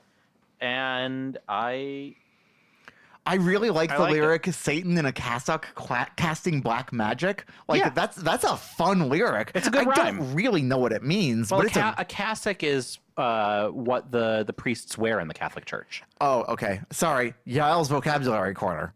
I didn't actually know that. Yeah, I mean, a lot of the language is specifically referencing things from Catholicism, right? The ministry of presbytery. You know, we're demons and Satan. You know, it's a very Christianity focused song. But again, I think that Stu would be happy to tell you it's about organized religion in general, right? Any of this is complaining that they're tax free, but they're breaking the rules that apply to everybody else. That they keep being found guilty for all this stuff, but getting away scot free, even though they're murderers and liars and cheats. Yeah. Abusers. And you know what? It's a sentiment that we've kind of heard from him before, but it's a good version of the song. And Ambi has a great voice for it. For being a fairly simple song, there is so much going on. Like musically, there is so much going on. The bass is doing so much that is completely unnecessary. I don't know if you really dialed in and listened to the bass on this song, but it is fucking everywhere. It is playing like there is no tomorrow. Yeah, and so this is Stu on bass. This song was performed just by Ambi, Cavs, and Stu. Okay. So Ambi has vocals, percussion, organ, keyboards, and piano. Cavs has drums, and Stu has guitar, bass, vocals, and sitar. It's in a 5/4 rhythm, which, you know, gives it a nice groove. Yep. Nice fun groove. And I think this one rocks. It was fun to hear live on, was it on? I don't know which show is which anymore. Yeah. One of them was Sydney, one of them was Melbourne. This one was on Sydney. It doesn't seem Which like it gets... we didn't really talk about those shows yet. We watched Sydney and Melbourne, and they were both really fun shows. Yeah. Like, I love that we get a couple of microtonal exclusive shows, and that we have video of those, and we have archive of those, and it's a really cool thing to have. Yeah, and it looks like it's been played once in 2025, but otherwise... it really doesn't get played very often. So you're saying we're due for Field of Vision? That would be cool. I'd be pretty happy with Supreme Ascendancy at Field of Vision. One thing I walked away from the song really thinking was, it is amazing how much Cavs sounds like Cavs. It is so rare that I find a drummer where I can go, I can recognize your drumming specifically, and it sounds like you when you play. But Cavs is one of those drummers, and I noticed that really strongly on the song, where through the entire thing I'm just going, oh yeah, this is Cavs. Which I appreciate and I love. I think that's great. Yeah. And that's all I have to say about Supreme Ascendancy. All right, the next Ambi track. So Static Electricity is Stu Ambi, whereas Supreme Ascendancy was Ambi Stu. Yeah, and I always find it interesting when they do this, and they do this a lot. It seems like they really do consider there to be a difference between a Stu Ambi song and an Ambi Stu song, or any other, you know, permutation of writers on a song. Right, a Joey Stu song is different from a Stu Joey song. Right. And I am so curious to, like, we know some of the histories from our research. You know, sometimes when, you know, Stu will have a song but ask Ambi to rewrite the lyrics or sing it in his voice, and Ambi will change it a bit. But I'm just always very curious to know sort of what goes into that crediting. I think yeah, I don't really know, because this to me reads like a Stu song that became an Ambi song, but Ambi is credited first. Right, and Ambi is certainly the main vocal on this one. I mean, but also Stu gets the verses. That's true. Stu gets all of the lyrics. Stu gets the verses, but Static Electricity, I don't know. I don't know. No, I'm. Oh, were you talking about Static Electricity? Stu gets the verses. Okay, right. But in Supreme Ascendancy, Ambi was the primary vocalist, right? And that's an Ambi Stu song. So is it mainly about who has the vocal? I don't know, because like when I'm looking at the song Genius, it has it broken out in a way that I think is really good. I can't use Genius. Every time I try to use Genius, my computer, whatever ad block I'm using, does not work on Genius. And Genius has so much of an ad problem. Genius is hell without a good ad blocker. And whatever my ad block is, does not work well with Genius. And it makes it miserable. Yeah. But Genius has a song... you're canceled. Yeah, that's fine. Cancel Genius. I should cancel Music Match if I'm going to cancel any lyric provider, because, Jesus Christ, yeah. They're always wrong. But Static Electricity is broken up into two parts on Genius. Part 1 is credited to Stu McKenzie. Part 2 is credited to Ambrose Kenny Smith. Interesting. And so the first half with the first 2 verses, it's all Stu. And it's not until you get to the second half where it's just repeating the refrain and the outro and the chorus lyrics. That's all Ambi. So Ambi doesn't have any of the meat of the lyrics in this song. Ambi is purely here to drive up the energy and do the rock star shit that we love Ambi for. I mean, it's so good. We love the rock star shit. We love the rock star shit. Now, would you agree with me Probably not. This is the evil song on this record, tonally. I think that, yeah, this one is spooky and ominous. It starts out with that very ambient sort of dark sound. And there's, I would say that there's a bass drum in the verse that sounds kind of like a human heartbeat. Yeah. And while that goes away during the choruses, in the last chorus, there's also this electric guitar that starts to whine. Yeah. Really, really high. It almost sounds like an electrical hum before it cuts out. And I think that I really like the way that kind of interplays with the lyrical theme of the song. Mm-hmm. I don't know if I'm just reading too much into it. But, it's very possible, but also do it. But like with the Static Electricity is another song like Automation or Digital Black, where it's about, you know, the rise of AI or the rise of like cyborgs and becoming a machine. Yeah, I actually have some really interesting notes about the lyrics. I wrote down, still no idea what it's about. Great note. That's as far as I got. Okay. I have no clue what this song is about. It's another like Automation or like Digital Black about becoming a computer, becoming a robot. I really like the lyric, lacerate the pig flesh and shape the machine out of clay. Like, I think that's fun. Yeah, again, it's like killing the human inside you and becoming machine. And so I with like the human heartbeat kind of bass drum in the verse that cuts out and then eventually kind of gets replaced with an electrical whine of a guitar that kind of sounds like the ground hum of a machine. Yeah. Right? Like I can draw a connection there, right? Where was human, now machine, right? Another thing I noticed musically in the song that I really liked is it has that really strong acoustic lead line that's the main riff for the song. Mm-hmm. And that leads the entire verse, kind of. It kind of slowly fades out as the verse goes along until it's being supported primarily by the bass. And then once it's almost completely supported by the bass, then there's a like harsh cut where the acoustic guitar comes back in at full volume. And it's so punchy, and it makes that main riff hit hard every single time, where it could have been lost in the mix otherwise. And it's just such a cool trick to like slowly fade out the acoustic guitar until you bring it back at full volume, and then slowly fade it out and then bring it back at full volume to create that impact. And I love that. That's a great production There's so trick. much good stuff happening in this song that I really don't understand why it's my least favorite song on the record.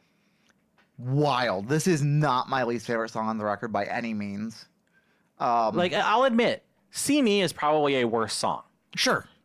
But, and again, I don't know why I don't like Static Electricity very much. And it's probably the case that, you know, in 3 more listens, I'll probably love it. Yeah. But for whatever reason, over these last 2 weeks listening to this record, Static Electricity just has never worked for me, even though I can identify really cool stuff about it that I would normally love, and I do like them as independent pieces, but for whatever reason, the song as a whole just never quite worked for me. I wish I could tell y'all why. Because again, See Me is definitely a more boring song than this one. So this song works for me, and I can tell you exactly why. Tell me. It's the best song on the record to get stoned to, excluding the outro. Okay. This one is great because as soon as Ambi comes in, you get 18 repetitions of Split You and Me, Static Electricity. See, maybe that's why I don't like it. And it sinks into that repetition for the first time on the record, where you just meditate on one thing for an extended period. And I sink into that so nicely, and it becomes such a vibe. And by the time it's over, I'm going, oh, I could have done that for another 5 minutes. See, I don't know. I feel like for me, the repetition wasn't one of the positives of the song. I bet it hits better live. I'm sure it hits better live, yeah. Especially if Ambi gets to take the mic and leave his little station. I mean, I'm never going to be upset about that. I'm always going to be okay with that. But yeah, the static electricity. East-West Link. East-West Link. So this one I had to do a little bit of reading about. I'm assuming you did as well? Yes.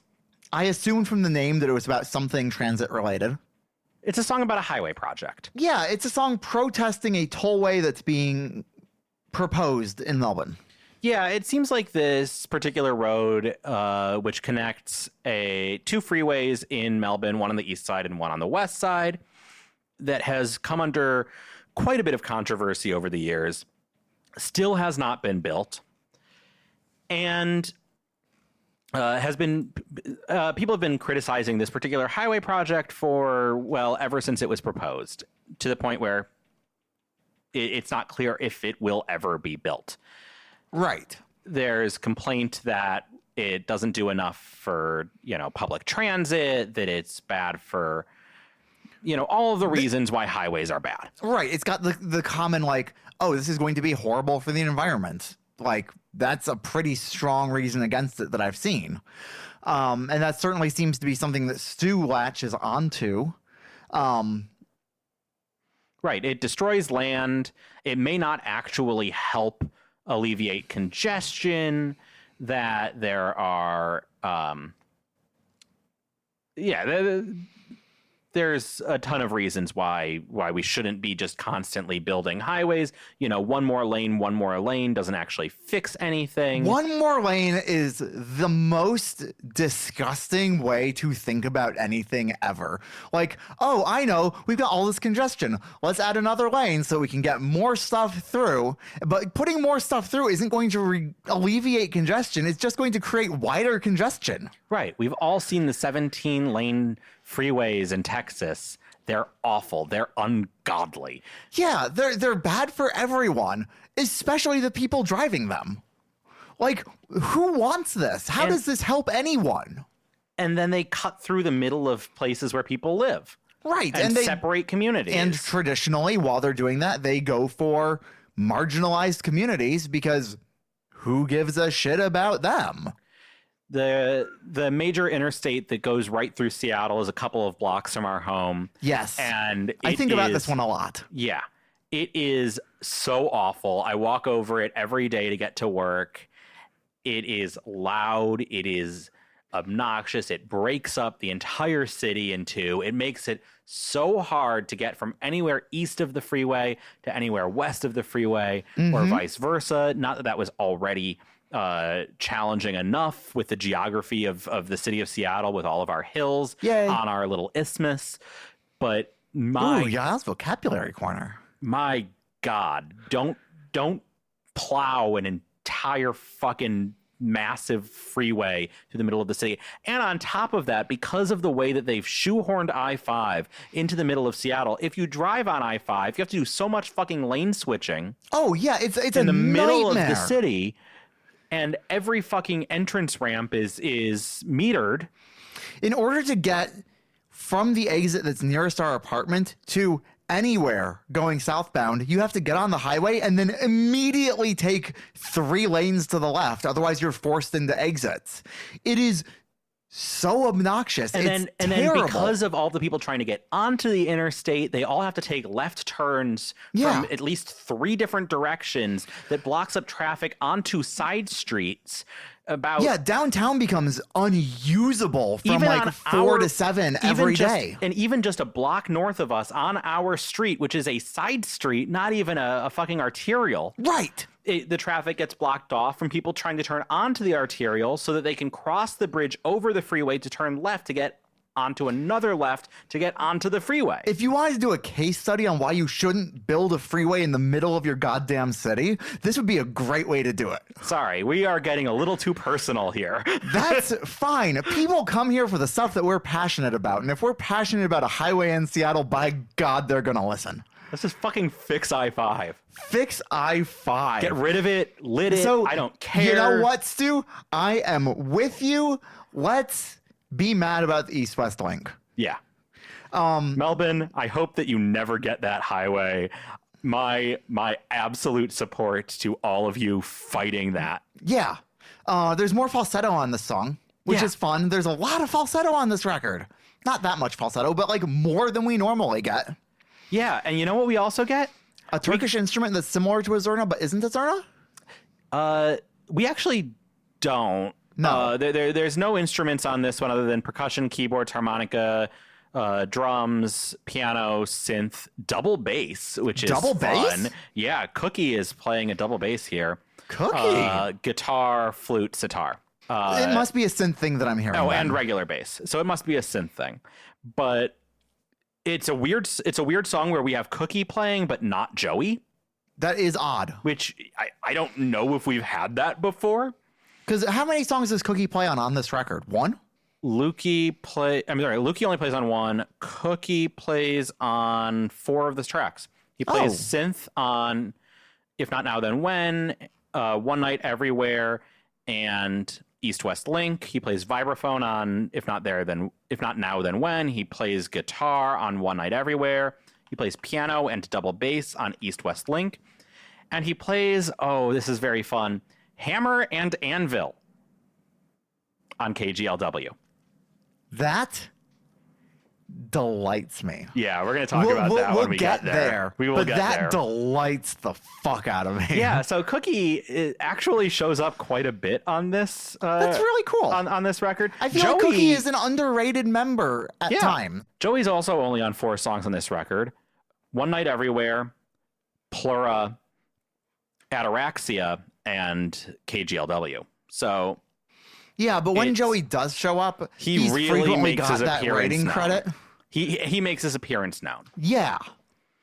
Joey definitely has, like, when we're talking about putting thumbs on scales, I feel like Joey has a really heavy thumb. He does. He definitely, especially on these COVID era records where they're sending tracks back and forth, more than anybody else seems to be the origin of musical ideas. Yeah. Like Intrasport was all Joey. Yeah. Like that is completely out of pocket. Joey is coming in here and just like hitting a home run out of the middle of fucking nowhere. Right. But yeah, so East West Link, which Joey does not play on, but Cookie does. I really love the fun, fast rhythmic singing Yeah. on East West Link. It mirrors guitar lines between verses. Like in the chorus, the never want to get up on the other side of karma for digging underworld. Yeah, and I love a patter song. Yeah. Fucking love a patter song. Yeah, it's so many syllables so quickly. I love that every time it happens. Yeah. I mean, you and I both are musical theater people. I am the very model of a modern major general. Right. I'm not getting married today. But yeah, I also noted the drone synth. It sounds kind of like a Zurna. It's nice to have that. I really, really thought it was a Zurna. And I thought so too. I looked on KG. Is there actually a Zurna or am I hearing things? I looked again for LW. Is there actually a Zurna or am I hearing things? Hearing things. Turns out I'm hearing things. More sitar. Like, it's just this. I really liked East West Link. I am so glad for East West Link. Second least favorite on the record. Really? Oh, yeah. I loved East West Link. So what didn't work for you? It just bounces off of me. It doesn't strike me in any way. I thought this one was fun. I like it more now than I did a week ago. Sure. But it took a long time for me to even start to get a hang for it. And even now, I'm just kind of, I like the refrain. Never ever all of wanna the be on the- highways, Oh, like Terminal Airways. Sure. I just love the never ever want to be on the other side of karma for digging underworld. Never want to get up, never want to get out of bed when I live in this world. I love the way that that's sung. It makes me happy. So fair. It's not a very complicated song lyrically. It's not a very, there's not a ton going on in the. I like that Stu is concerned about Sluggo in this one. Because he complains about we can kill the worms, and if we do that, how are we going to pay Sluggo? They pay Sluggo in worms. Sorry, I've been reading a lot of Nancy recently. If you don't know the comic strip Nancy, it's one of these like super long-running comic strips that's been syndicated for like 50 years, and they just recently got a new writer and like artist for the strip, and she's this like bisexual 20-something woman who, God bless her, has reinvigorated the strip and made it wonderful and has taken all of the jokes from the last 50 years and turned it into like meta commentary on itself. And so all I think about recently is Nancy. It's wonderful. I highly recommend it. That's my Noel recommends for the day. Fuck the music section at the end of the episode. Go read some Nancy. It's so much fun. I just, you're a much bigger newspaper comic person. I love newspaper comics. But so few of them are funny. They don't need to be. So few of them are interesting. Yeah, but that doesn't matter. Have you read Heathcliff? I mean, I've seen some of the Heathcliffs that you've recommended. Oh, Heathcliff is so good. It's not. Heathcliff is so good. It's just an in-joke with you and some friends of yours. No, it's an in-joke with me and 100 million people who read it every day. There are not that many people that read Almost Heathcliff. certainly not. There are definitely not that people that have such bad taste as to read Heathcliff. Oh, them's just fighting words. I'm okay with that. It's not that good. But you know what is good? Ataraxia. Ataraxia, Joey's sole writing credit song on this record. Plura. No. Sole writing credit. His sole writing credit. His sole writing credit song on this album. The only one he wrote alone. That's what I'm trying to say. And it opens beautifully with vocals that are mumbled almost to the point of not being able to understand them, but not quite to that point. Joey loves mumbling, and I'm here for it. This is my favorite song on the record. Yeah, this one's really good. It's got this chorus that just goes for days. It is the best chorus on the record by far. It's a good message of a song, I guess. It's a fun song about the idea of, get rid of your anxieties and just like... Yeah, we had a similar theme with Ontology on the last record. This idea of like, hey, maybe thinking for yourself and like, it's not all that great and maybe you should just let things be. You just got to float down the river. Yeah, I guess we've had these themes for a long time in this band. But yeah, Joey's complaining about how, he cares too much about what he thinks. He's too focused on trying to be happy that he's making himself miserable. I wonder if that also relates to how he writes. I'm Because sure he it seems does. like he's a perfectionist. Oh, yeah. And Stu mentions in the Tape Notes podcast that he is not the biggest perfectionist in the band. And there are only so many people that Could be really a bigger seem like they could perfectionist. be. Yeah. Despite the fact of how many people are in this band. If I had to put money on it, I would say that Joey is the perfectionist in the band. I would bet. Yeah. It's either Joey or Cavs. Right. Or Jason, if you want to count Jason. Jason's probably a perfectionist. Jason seems like he's probably a perfectionist. You know who's a perfectionist? Nathan. I would love to hear you say more about that. I don't have anything. Okay, cool. We'll unlock Nathan later on. We're still not there. Actually, that leads to an important question. At what point does Nathan become Nathan? Right. Is Nathan on Butterfly 3000 or not until Silver Cord? Yeah, I need to know this. I need to know at what point I need to be giving credit to where credit is due. Because I want to credit Nathan where Nathan needs to be credited. What pronouns are we using for Nathan? Its pronouns? I don't know. I've never asked. I've never had a chance. What are Nathan's pronouns? For those who are following along with us and don't know the whole band's history, Nathan is the name of their modular synthesis table. Yeah. Where they do all the beeps and bloops. And, which becomes a bigger thing going forward. And we are very excited for Nathan. So excited for Nathan. Yael is, in fact, a modular synthesis girl. Look. Or would be if we had more money. When you transition, it's important to understand trans history. Right. It's important to feel a connection with our foremothers, with the matriarchs, yes, of trans femininity, and among the greats. I just like that we have a Peter and the Wolf marriage. Among the greats is Wendy Carlos. Right. We have a Peter and the Wolf marriage. You're Wendy Carlos doing all the synths and the beeps and the bloops. And I'm Weird Al standing here bringing the silly. I thought you were the wolf. Oh, no. I'm not cool enough to be a wolf. Wolves have teeth and know how to use them. I have... Yeah, that's so true. The rhythm for the verses on Ataraxia is kind of chuggy again. Like, you can really feel them flirting with heavy music throughout this album, Yeah. which is weird given how acoustic driven this record is. Yeah. It lives in that nice, like, merger of the two that you don't hear a lot anywhere ever. Yeah. So a quick definition of ataraxia. Yeah. Ataraxia is a state of being without worry. Okay. And Joey sings some things like, I care too much about what I think and take no position, good or bad.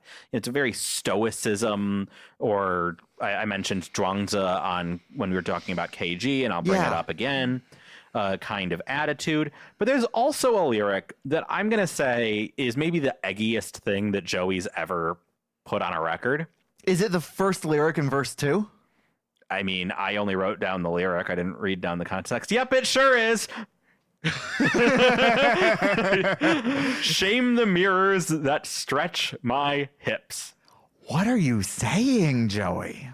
I mean, it's saying that he thinks I guess that's not eggy because he thinks he has too much hip. Yeah, And it's almost reverse egginess. Right. Okay, so it's just dysmorphia. It's just dysmorphia. Which, like, mood, relatable. But yeah, Join the club. Because most of the trans women I know, they want some hips. I like that he pairs that lyric with chorus 2. He's got the lyric, absolve me of my skin. Yup, which is a great fucking line that goes Great so line. hard.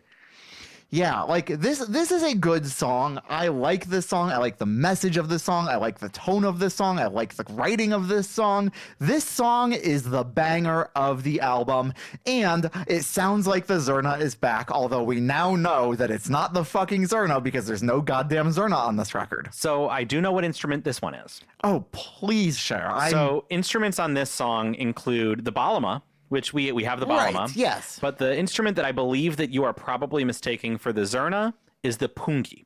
I know nothing about this. I've never heard that word in my life. In none of my research did this come up. Pungi. So I would recommend actually Google the pungi, take a look what it looks like. It is an instrument that has a gourd-shaped reservoir. It's made from a gourd with 2 reed pipes extending out beneath it. The pungi is played using a circular breathing technique. Oh, that's fun. Which sounds very hard to me. I kind of tried to practice that at one point in my life, and it is very hard. It's very hard. I've also tried to do it back when I played clarinet. Can't do it.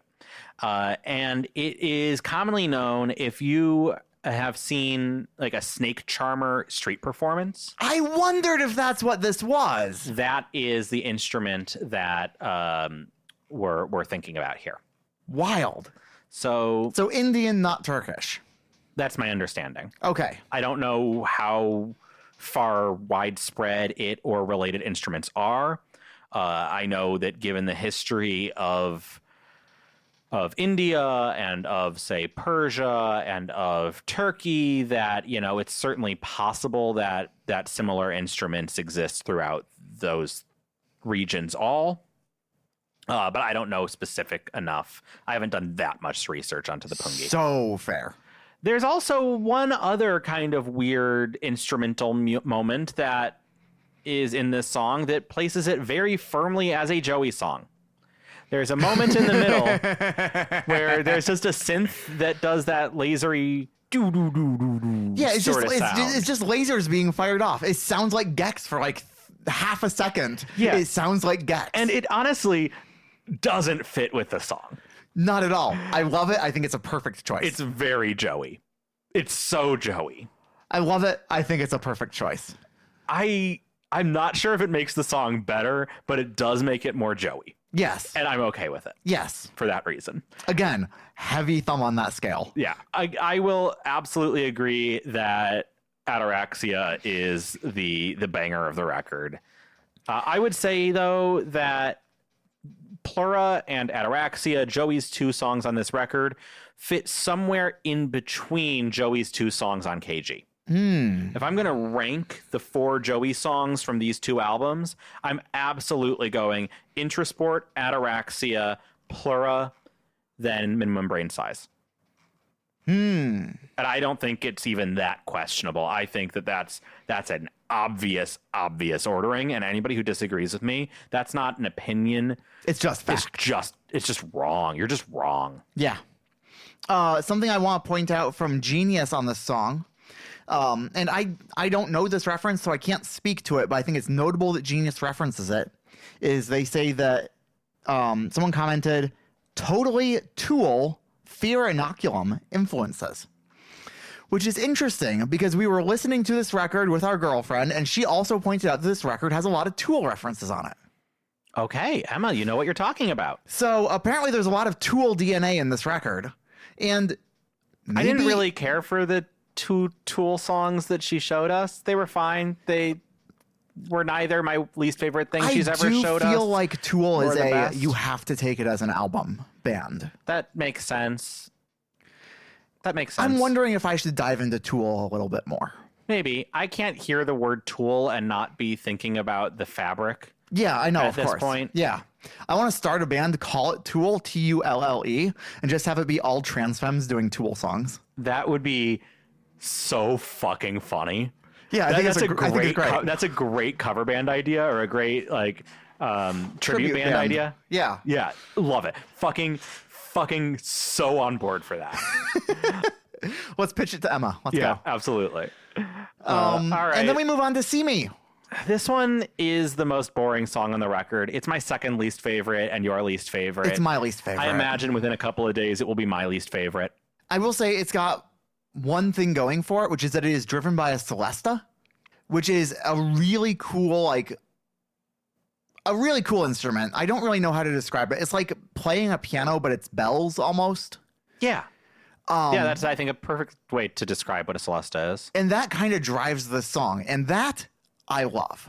Yeah, but it's also kind of weird that they're only using 2 chords. Yep. Real fucking simple. Real simple. There's a lot of doubling of the vocals with the instrumental, which is very classic Giz, One of their favorite tropes. It is a song that still feels like a King Giz song. It does, yes. It fits on the record. It makes sense. There's nothing wrong with it. I like the scale that they use. It's using that sub-minor Phrygian scale that we also see on Ataraxia and If Not Now Then When, which I think makes for some sounds, and it makes sense if you're playing around with a different scale that you're not necessarily exploring as much harmonic space, but they do it better on the other 2 of those songs. Yeah. So I do think that See Me, I think, has one thing going for it, which is that after you've been listening to a bunch of Flying Microtonal Banana and a bunch of KG and a bunch of LW, See Me is probably the song that still feels kind of sour in the sense of, oh, these microtones sound weird. Because if you're listening to enough of this music, something that I noticed really quickly, the microtones kind of disappear. Right. And if you're trying to play it or if you're trying to sing it, you'll notice that you can, especially if you don't have it. In singing it, I've noticed especially I constantly want to convert it back to 12 tet. Sure, but also it's really hard to sing the microtones, right? And that's something we're used to. But also it sounds a little bit wrong to do it in 12 tet. It's not quite right, and it's just not that.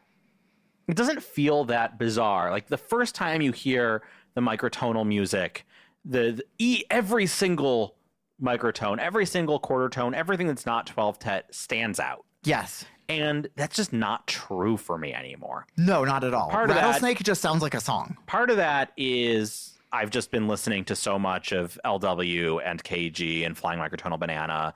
Part of it is I've been listening to so much of the Mercury Tree, which is doing even more out there stuff with their kind of... Was it 19 tet? Sometimes they do 17 tet, I think is mostly what they've been doing on Self Similar, which is the record I've heard the most from them for sure. I know they've got some new music coming out in 22, which I'm so excited to hear what they do next. I am as well. But God, See their Me, Facebook comments are rancid right now. oh yeah, everybody thinks that they're ripping off Angine de Poitrine, and they're not. They were there before Angine. And they're doing better music than Angine And de they're Poitrine. doing better music. But their Facebook comments are rancid with people going, "Oh, you're jumping on the bandwagon, are you? Fuck off. Go fuck yourself." We can have more than one band doing microtonal music. Yeah, it turns out there's And a lot of they're- room to explore and there. they're not similar sounds. At all. Like, some of the riffs are kind of similar, but they're not even remotely the same kind of microtonal music spaces. Right. One is trying to do math rock and the other one is trying to do prog metal. Like, and the one that's trying to do math rock is not really trying to do math rock. Let's be honest. Angine is not really doing math rock. I don't know what they're doing, but it's not math rock. I know what math rock sounds like, and it's not that. I'm not really a math rock knower, but I know I have some friends that are very, very strong in their convictions, and Angine is not math rock. Yeah, and they should be. And I believe them. Anyway, I'm not here to shit on Angine de Poitrine. I am here absolutely to shit on the commenters for the Mercury Tree. Mercury Tree commenters, you're canceled. You're canceled. See Me to me feels like anxiety vomit. It feels like Stu is just so sick of being trapped up from COVID and not being able to play shows.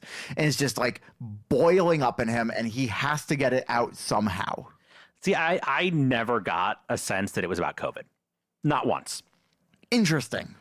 I definitely get feeling invisible or feeling insignificant, and I could see how that could be from COVID, but I don't think that's textual. And I think it could be from any number of things.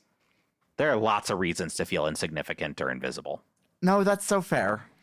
See, this just, maybe it's because I know the context of this record coming out because of like the COVID era. Sure, but I knew that too, and it never occurred to me. Okay. And as far as I was concerned, there was one song on this album that was actually about COVID, and that was Pleura.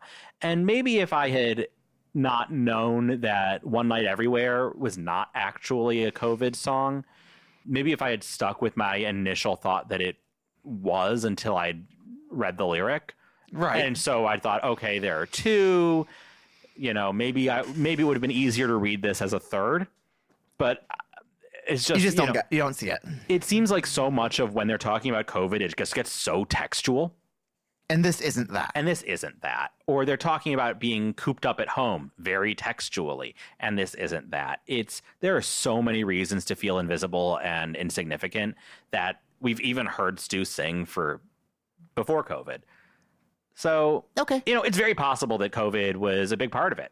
I wouldn't be surprised at all, right? A lot of those feelings were pretty common during quarantine. Oh, yeah. So, like, again, yeah, wouldn't surprise me in the slightest if that was impactful. Like, but all I don't can think it's- about is like going from performing on stage every night to doing nothing and being like, oh, yeah, now I'm invisible. Sure. Like, I think that makes sense. I just don't think that's clearly what's happening here, and it's Okay. not what occurred to me. Okay. But it's certainly possible. I'll believe you. But it's a very classic Giz song. There's this sort of driving motoric beat, the doubled instrumental, but Yeah. at least it has some sounds that still feel. This is what I was trying to get at when I was talking about the idea that, you know, microtones have become so familiar. Yeah. This is the one song, See Me, that still feels like those microtones stand out. Interesting. And I think that's why, at least on the first listen or two, it still kind of stuck with me. Okay. Interesting. But it's still mostly a boring song. Yeah. KGLWLW? KGLW LW or KGLW outro or simply just KGLW. KGLW. This would be KGLW. My favorite song on the album if it weren't for the fucking KGLW lyric. I don't mind it. I hate that lyric so much. It is so self-indulgent. So and what? I recognize that they're just doing the title of the album. They're not doing the band name. They're But doing the title of the album. And I get that, and they've done that a lot, and But again, so what? So what if it's self-indulgent? This is their 17th record. Let them be self-indulgent. I don't know. It does. Everybody gets self-indulgent on their third record. I feel like if I showed this to someone, they would look at it and bounce off of it. Yeah, if you showed it to them as the first thing you ever showed it to them. But every other band gets to be self-indulgent on their third record. These guys wait for their 17th record to be self-indulgent. And yeah, it's really self-indulgent. Don't get me wrong. It's really self-indulgent. But, like, fine, let them. They're having fun. Now, I guess you do make a good point, because Bad Company did, on their debut record, Bad Company, have a song called Bad Company. Right. Like, how many self-titled albums does Weezer have? How many self-titled albums do Led Zeppelin have? How many self-titled albums do so many bands have? And all of the bands with self-titled albums definitely do it before their 16th album. No, that is fair. Like, I don't know. The lyric just, it grates at me. I think it's fine. Like, It probably is fine. I think I might be the problem here. you're definitely the problem here. You're the problem in most things. But I like this song. This Yeah. is a cool song that does ambitious things, and it does them well. Right. And it does unexpected ambitious things, and it does Right. them well. Right. So since they're doing unexpected, ambitious things, I'm happy to let them have some silly, self-indulgent lyrics. And most importantly, because they're doing cool things with the music. Sure. If they weren't doing the cool things with the music and they were being self-indulgent, if See Me had lyrics that were just KGLW over and over again, I'd be pretty unhappy with it. Like, they repeat Rattlesnake over and over and over again in Rattlesnake. yeah, but it means something. No, it doesn't. They're talking about a rattlesnake. It's not a good song. They're talking about a rattlesnake. Okay, it's not a good song. It's a good song, but Rattlesnake is more repetitive to me than KGLW is. Oh, I'm not concerned about the repetitiveness at all. Just the self-indulgence. Just the self-indulgence. I'm fine with it. It doesn't bother me. It is mindless. It doesn't bother me. You get to listen to all the other cool stuff that's happening. And there's so much cool stuff that's happening in this song. Yeah, including we get to see Stu cosplaying for the first time as a ghost. Woo! That is not the first time. It's the most ghostly woo. It is so ghostly, and it makes me happy. Like, who woos like that, Stu? When the claws come out, cage me too. I'm an animal too. Woo!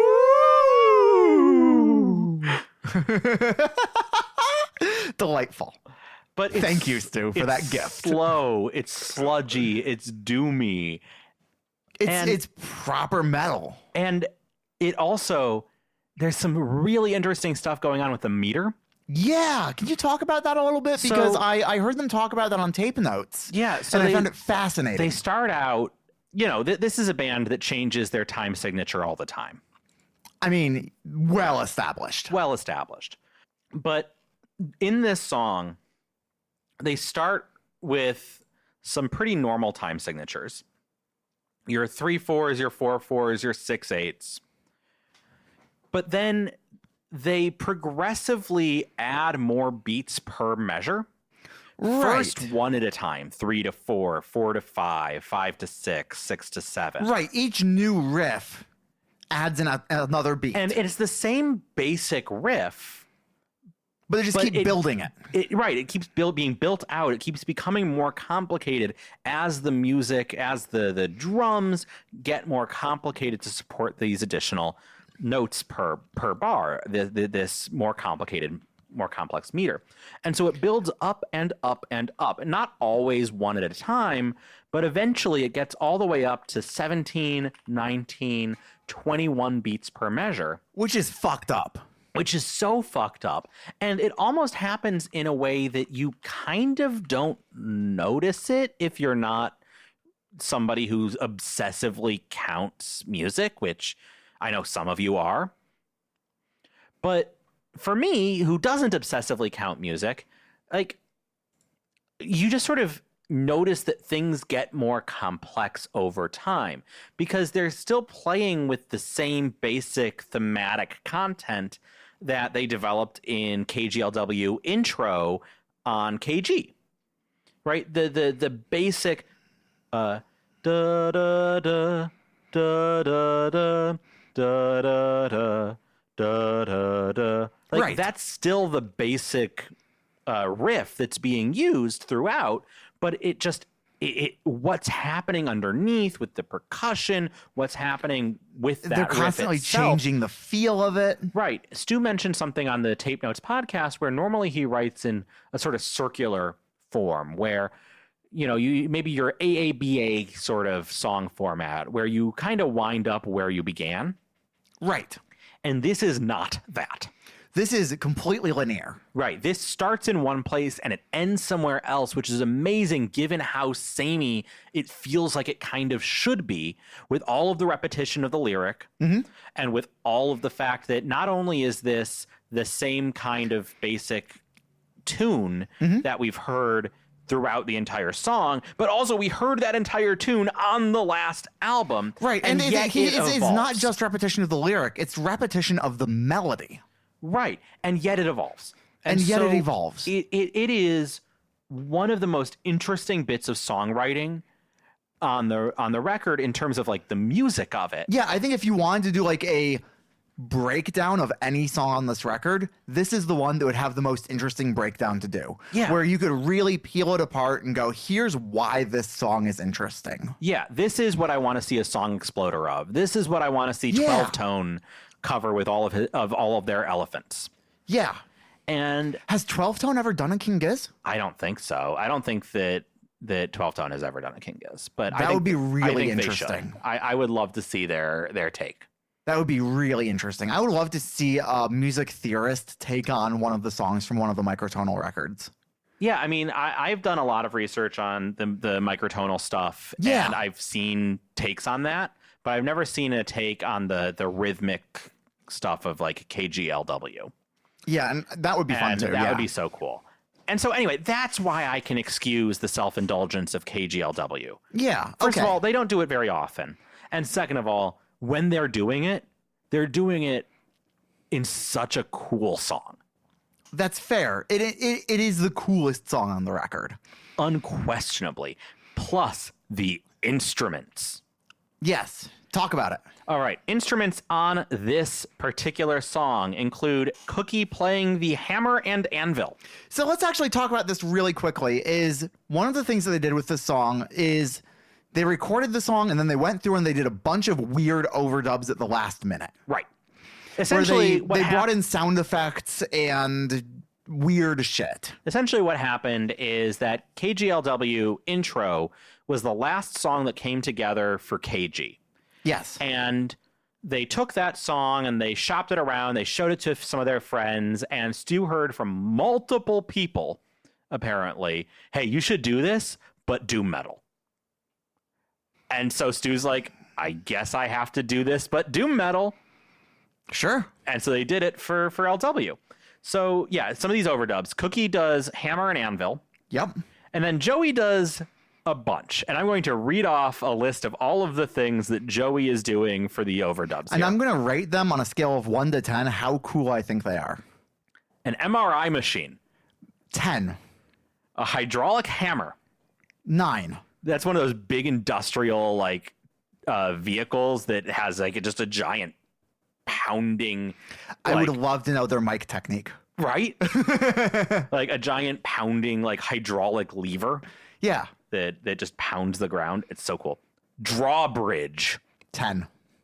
Chainsaw. 10. Nail gun. 9. No, Angle. 8. 8. 8 for nail gun. Angle grinder. Oh, that's a 10. I think my favorites are MRI machine and drawbridge, Yeah. because like so many of the rest of these I can think, okay, I guess I see how you got there. You know, in all of my years. Drawbridge, is fascinating. Would never have thought about it. In all my years of being a musician and of making music and of trying to make music and of trying to like stretch myself and do something ambitious, never has it ever occurred to me that I could be a drawbridge player. Right. But the weirdest thing to me, and let me know what you think about this. How do you mic an MRI machine without putting a magnetic anything in the room?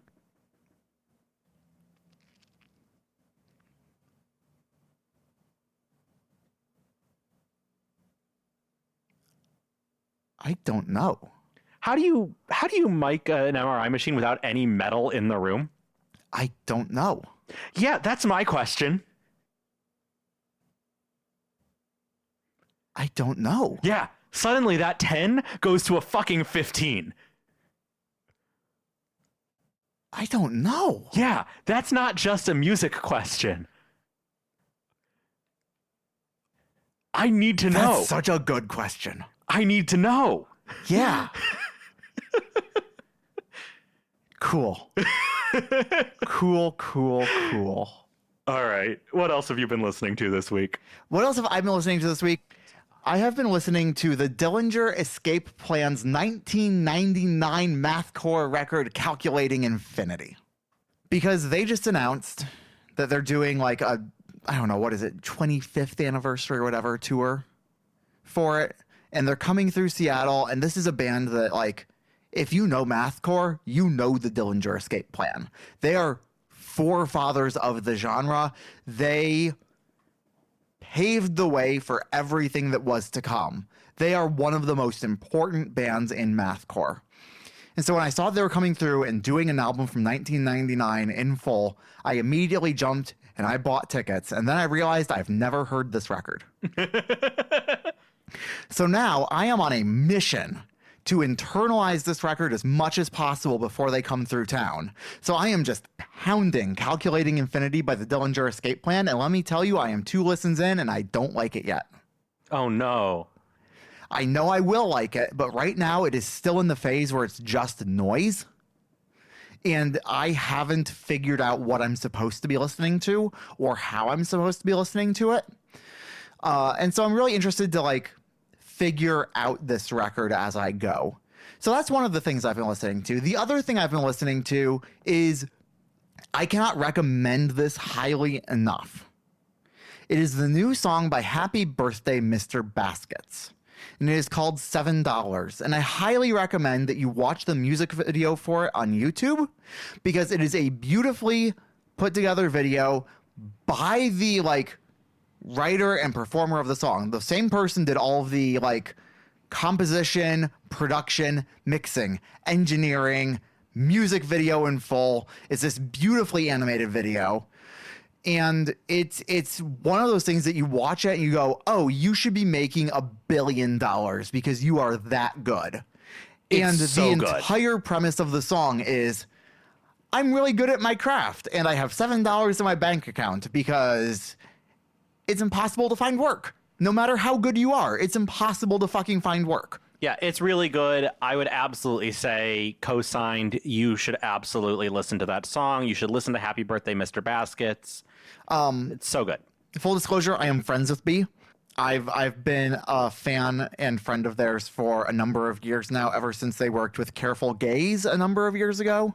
But they're phenomenal, and they're making some of the best hyperpop on the market. And this new song, they used a Vocaloid to do the vocals, which apparently I didn't know anything about how Vocaloids worked, and so I did some research on that. And there's so much cool shit that you can do with a Vocaloid to like create synthesized vocals that sound realistic and natural.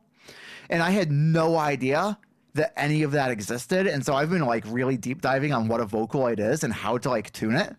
And it is a skill set in itself. It is super cool. And if you don't know how that works, I highly recommend you find a brief explainer on it, because it's one of those things that's just fascinating. And so that's what I've been listening to this week. Yeah. What have you been listening to this week? I have been listening to a ton of stuff this week. It's been so hard to figure out what to talk about. Because name your top 15 albums you've heard this week. I don't think I can quite go that far. I have, let's see, since we started LW, I have listened to 1, 2, 3, 4, 5, 6, 7, 8, 9, 10, 11, 12, 13, 14. 14 new to me records. That's so impressive. I don't know where you find the time or, more importantly, the energy. Oh, it's been such a oh, by the way, that doesn't include LW. That doesn't include LW. So you're at 15 records with for LW. the 2 weeks. Yeah. Yeah. No, it's been so good. That's more than one a day. Yeah. Well, I don't know if we did it exactly 2 weeks. When did we record? Oh, I don't know. Yeah. Anyway, I mean, 2 of those were, I missed one. I forgot to include Live in Melbourne. Ah. Anyway, some favorites from these last 2 weeks include Jacko the Clock, who has worked with the Mercury Tree. They do some fun folk stuff.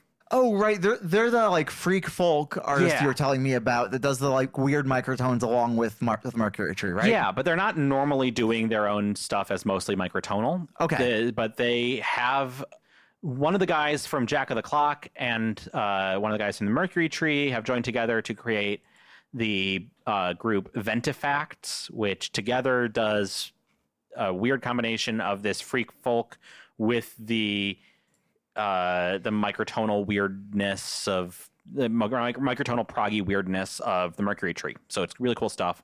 But I wasn't even going to list off Ventifacts because I think that Jack of the Clock deserves their own mention. They also just put out an album this year that I have not heard yet. The album I listened to was from 2023 called The Warm Dark Circus. Okay. Pond has a new album called Terrestrials, which is very good. Space Moth, who will be performing at Field of Vision, has a new psych rock album called Inward Eye. I've heard some good things about that which one. is very good. And I think the one that I was most interested in talking about this week was going to be Streetlight Manifesto's half album or EP or album, however you want to categorize it, which is called Halfway to the Place Behind the Stars, which is half of their album, The Place Behind the Stars, which is not out yet because they haven't released new music in 13 years and promised that they wouldn't tour until music is out, and they only managed to make half a record. Yeah, so But also, like, it's long enough to be a record. They could have released it and said, it's like hey, 35 minutes. and say, hey, Volume 2 is coming out soon, and not gotten bad will. So, like, people are angry at them for only releasing half a record, but also, like, quit being angry and listen to the music because it's fucking good. I'm just stoked that we have anything from Streetlight after this long. Exactly. And they're good songs. It's fucking good, and the bass is great. Yeah, Family Worship Center has a new album called Only Visiting. They're a local band from the Pacific Northwest. I think they're out of Portland. That was pretty fucking good. Yeah, there's been so much good music that's been coming out lately that I say listen to music. Just whatever you want to do, listen to music. Yeah. For That's it. fuck's sake, go listen to some goddamn music. And that's what we're about to do. We're going to go listen to Butterfly 3000. We will see you in 2 weeks. Bye, y'all.